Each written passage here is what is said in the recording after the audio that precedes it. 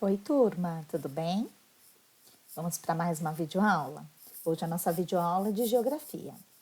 Nós estamos no capítulo 1 da apostila 3, Novas Tecnologias e as Mudanças no Espaço Geográfico. Vamos lá?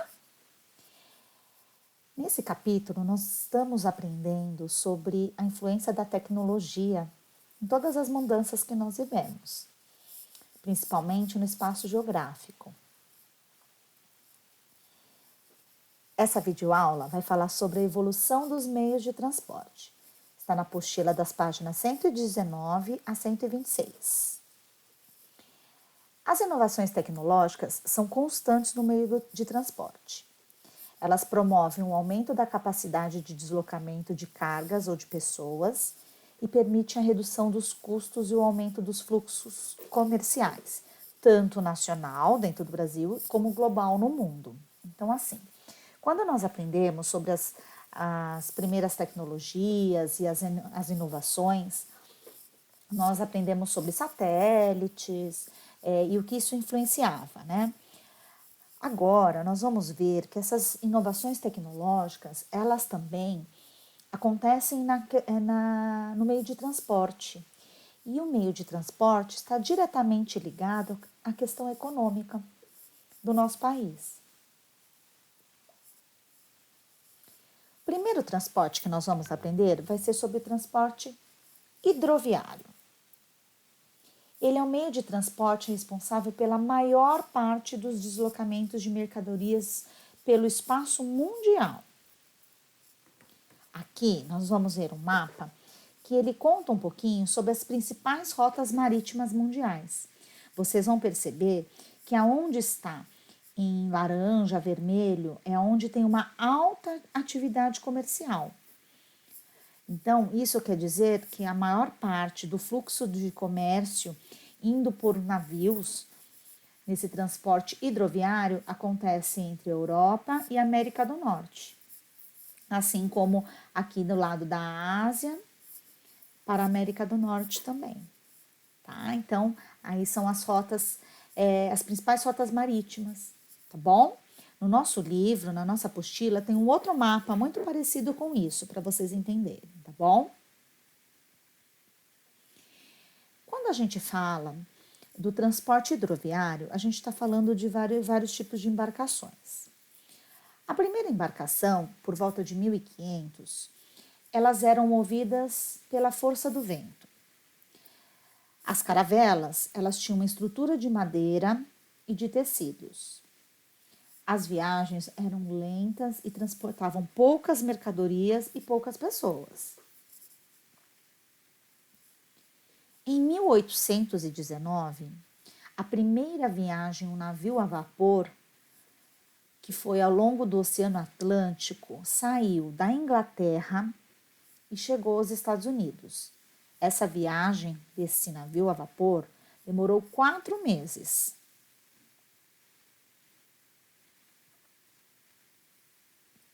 Nas últimas décadas, os navios transportam cada vez mais cargas a uma velocidade crescente e a um custo reduzido. Para isso, esses navios com cargueiros que transportam cargas fazem uso de container, que é esse grande recipiente que ele pode ser de metal ou de madeira e que dentro dele comporta muitas mercadorias. Com o aumento da produção e da comercialização em escala global, ou seja, em escala mundial, os navios cargueiros se tornaram cada vez maiores. Houve um aumento da quantidade de navios e, assim, a necessidade de ampliação dos portos. Lembra quando nós aprendemos sobre a função das cidades e que existe a cidade portuária, aqui mais pertinho de São Paulo, que é o Porto de Santos? Então, o Porto de Santos recebe diariamente esses navios cargueiros que transportam diversos containers e dentro desses containers tem produtos que são espalhados para serem comercializados por todo o Brasil.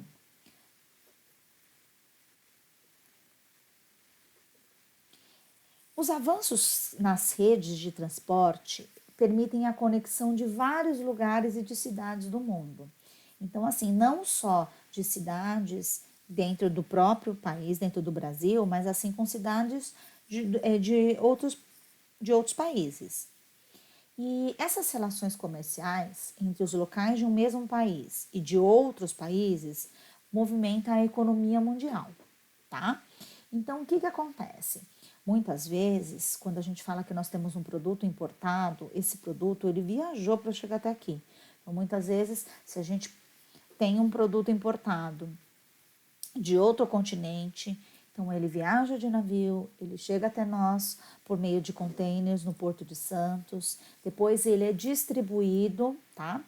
E para que esse produto seja distribuído, muitas vezes é utilizado mais de um meio de transporte. Então, chega a carga com os containers, por exemplo, no Porto de Santos, depois com os grandes guindastes que lá possuem, eles, esses containers são transferidos e acoplados em outros meios de transporte. Aqui no caso, por exemplo, o caminhão, tá? Então, isso é muito comum.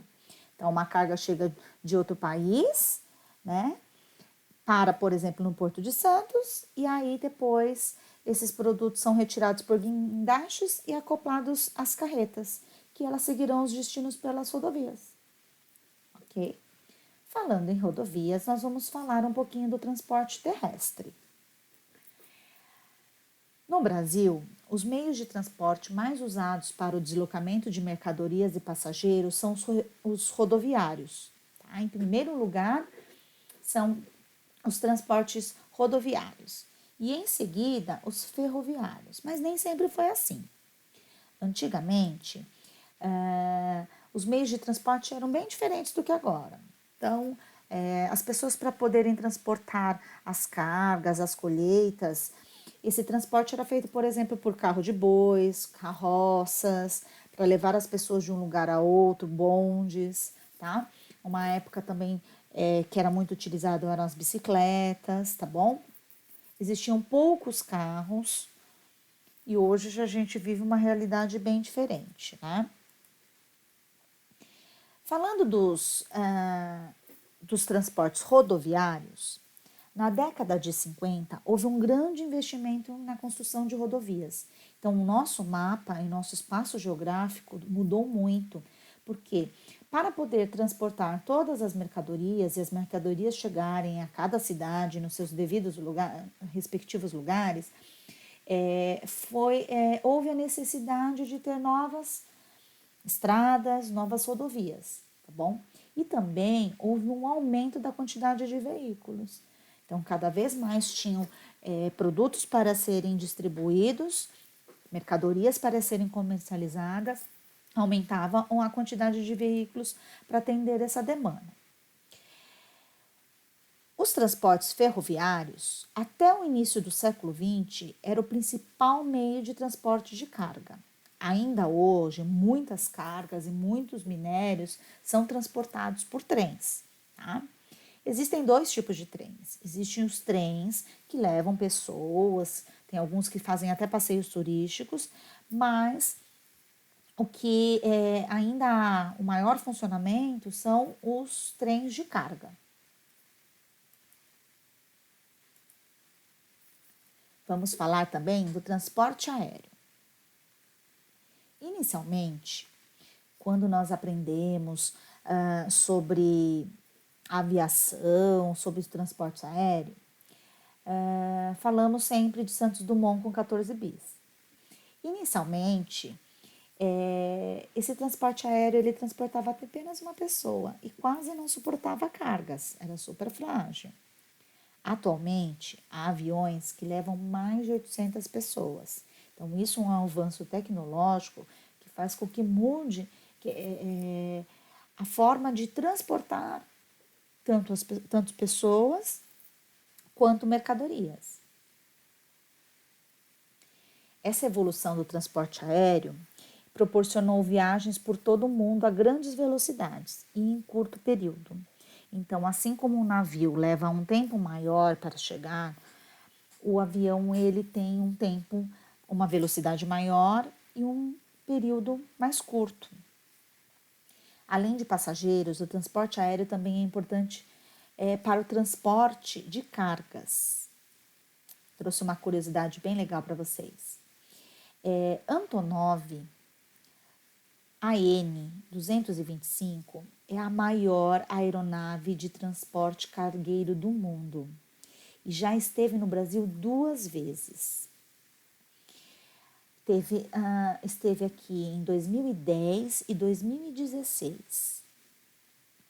Para vocês terem uma noção mais ou menos do tamanho, o comprimento dessa aeronave é de 84 metros. Ela pesa 285 mil quilos e tem uma envergadura de 88 metros, que é de uma ponta da asa até a outra. A velocidade máxima que essa aeronave atinge é de 800 km por hora. E ela consegue carregar até 640 toneladas de cargas. Ela possui 6 motores e 32 rodas. É a maior aeronave cargueira do mundo. Interessante, né? Bom, turma, leiam a apostila, anotem as dúvidas e até a aula online. Na aula online, nosso segredinho vai ser o seguinte: vocês vão ter que me falar quais foram os meios de transporte que a minha bonequinha utilizou na videoaula. Combinado? Beijos, até lá!